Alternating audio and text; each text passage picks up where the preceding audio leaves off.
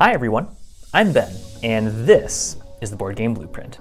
This week, we're going to be looking at a couple of the different tuck boxes that the Game Crafter has available for maybe some of your card-based designs. So let's jump on over to the table next door and see what we have in store. This is going to be a really cool episode to me because I can't remember the last time that we talked about packaging on the Game Crafter. In this specific case, yeah, the tuck boxes that they have available.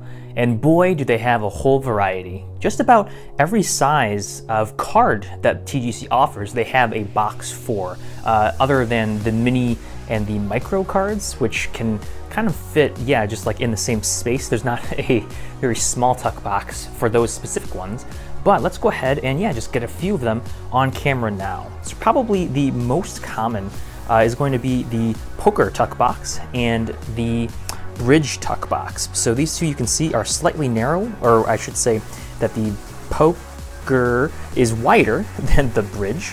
And that's, yep, just kind of your preference based on the size of card that you like, but they are both, yeah, paper, and these ones are definitely, well, blank, clearly, no printing on them, ordered just this way, but they come shrink wrapped, which is pretty nice to keep with any extra scuffing or scratching that you might find on the box itself. So these ones open with a flap. I have actually opened one here, again, my preferred poker size, bridge size, excuse me, and I always have difficulty opening them, so if anyone has any hot tips, please let me know. I found that, like, it's easier almost to try and get one end out first and then the other to minimize the amount of creasing on the tab itself. But again, yeah, I am totally happy to take any suggestions in the comments below about how best to open them. So yeah, you can see inside, and the way that they're fixed, I believe, is maybe glue, which we're actually going to find out at the end of this video. But anyhow, yeah, you can see inside there. This one is going to be, I want to say, a standard 54 card box, but there are plenty of other sizes, not only the dimensions, but also the depths, how many cards each tuck box can hold, and we'll get into right about now. So we saw the 10 or the 54, and this might be 108. Yeah, so it looks like that it's actually going to be too wide, doubly as deep, which means twice the capacity of cards. And let's see. Yep, this one is going to be the poker.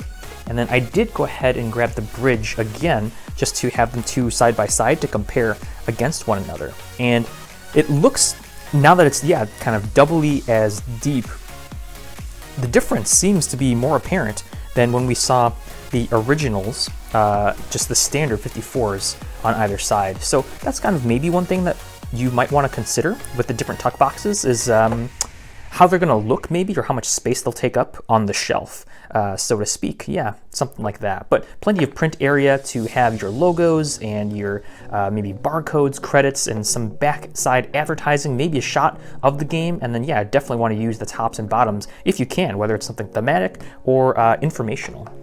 So yeah, these are the standard kind of hand size of cards, regular 54, poker and bridge, 2 1/4 by 3 1/2 or 2 1/2 by 3 1/2. And so we'll get into some other shapes right about now. One really cool box that I've recently had pop up is well, the square box here, the square card box. And I believe it comes in 2 depths also, but Brian Laporte has a design called Porigami, which uses a square box, and I just thought it was really cool. I had to order one for myself just to see it in person, and it feels really nice in hand. Yeah, let me see. We have our J-Tipo just for scale. Yeah, so it's the regular or standard square box size, or square card size for the box, and that'll just go right inside there. We also have, I want to say, the tarot size box like this, which is narrower, or I'm sorry, longer than most of your cards. If I can just go ahead and do a quick poker bridge. Oh man, I'm gonna keep flipping those, I'm so sorry. Bridge there. And so this is gonna be really cool. Now, I also wanted to show off this fact that a sleeved card will not necessarily fit inside your tuck box unless you have extra space for it to kind of go angles, corner to corner, as opposed to, oh yeah, that's just a placeholder tarot card, I'm sorry, everyone, to fit inside thusly. So I would not recommend sleeving your cards to put inside a tuck box, and I don't believe when you order your game printed from TGC that they will come that way. Sleeves will come separate and on their own little baggie, and you'll have to put your cards inside them yourself. but even after that, it just won't fit inside here. So it's a little bit harder to tell because it's clear on clear pretty much, but yeah, you can sort of see how it might overlap the edge, the interior edge, so to speak. So just one other thing that you might have to keep in mind there.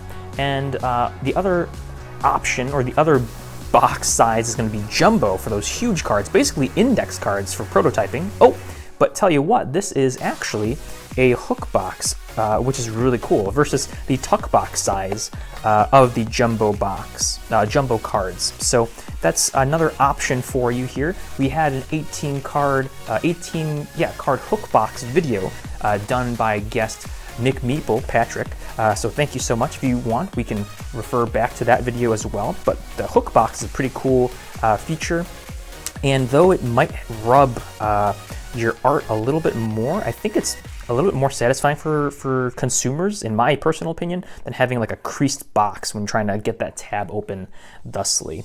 But yeah, that's a bunch of the different tuck boxes available on TGC. Here's the last kicker that I wanted to show off here. We had a video comment some time back. I'm so sorry to get back to it so late, but wondering about like how the template works for a game box and how it looks like. So that's sort of why I also ordered a separate, or an additional copy of a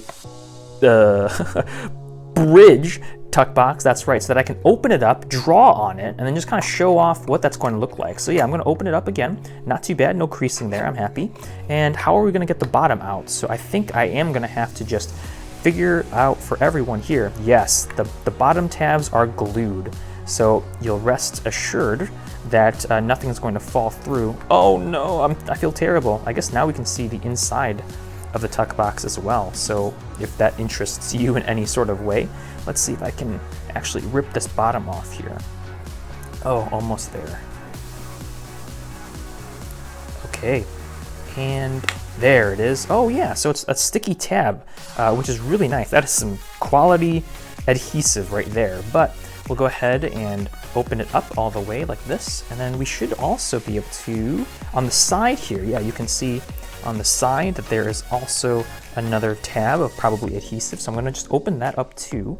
And what we should see is, once fully expanded or opened up here, that this is more or less what the template is going to look like, which I can probably download and share, as can you, off of the TGC website. Oh, so I'm just taking my sweet time here, apparently.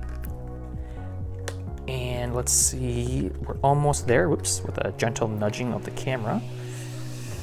Oh yeah, I have no strength anymore, not at least compared to these sticky tabs. Oh, perfect. Okay, so our template is going to look probably something like this, where it has the front is on the left, I hope, and the back is on the right. The side is in the middle.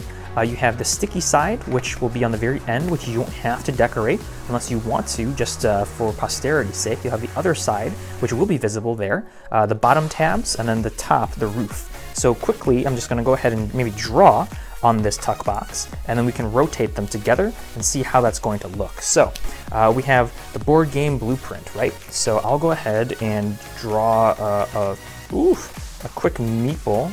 Yikes. There we go. And then we have a wrench, and another wrench. And then we have, oh, well, that's actually in the wrong spot, but that's okay. We have a light bulb, and then we have a hexagon. Oof. And what's the last one? A die, of course. Yep, 3 is my lucky number, apparently. And then on the back side, we'll have just the name.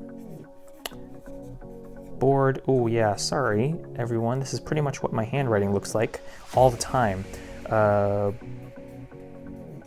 Blueprint, oof. And then yeah, we'll do like a little logo up top here, so we'll do this. And on the on the side, we'll do our tagline. Obviously formatted much better. Oof. Let's build something. And then on the other, we'll do great. Yeah, that's not going to make too much sense without the context, but there we have it. And then, as we said before, at the bottom, we'll just say, hi, JT. Perfect.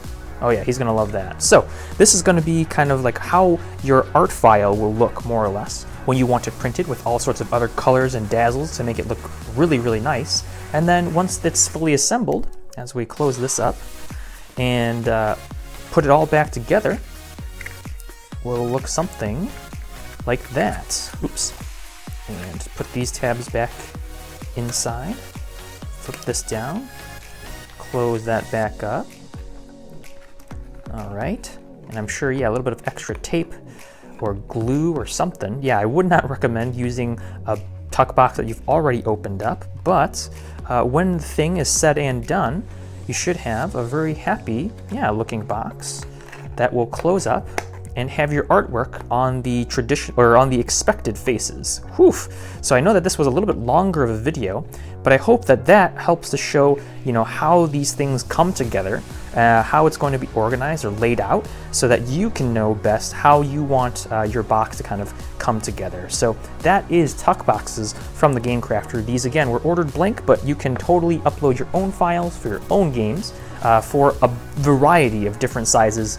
Nearly no shortage, and just really hoping that you'll enjoy that. I guess we'll just kind of preface, there was one more tuck box, or two of them, that are clear plastic. So we talked before on the transparent components video, like the advantage of using something like this. And as I believe we can see here, there won't really be too much creasing or bending unless you really, really try.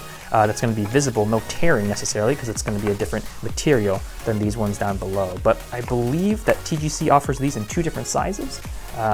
And so, yeah, kind of similar to the, not treasure chest, but the sliding boxes from, again, the past videos. These tuck boxes can work very well for you depending on what you are looking to do with them. So a bunch of different cool options available, and hopefully, yeah, these will inspire or better inform you on how you can make them to good use, or put them to good use, make them work for you for your own game designs.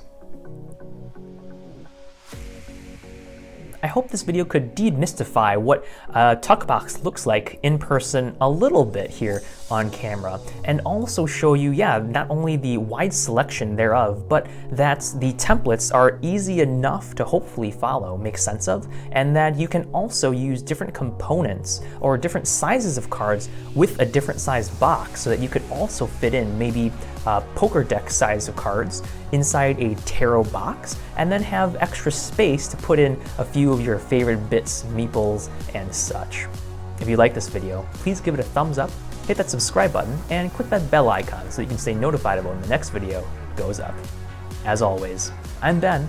This has been another episode of the Board Game Blueprint, and together, let's build something great.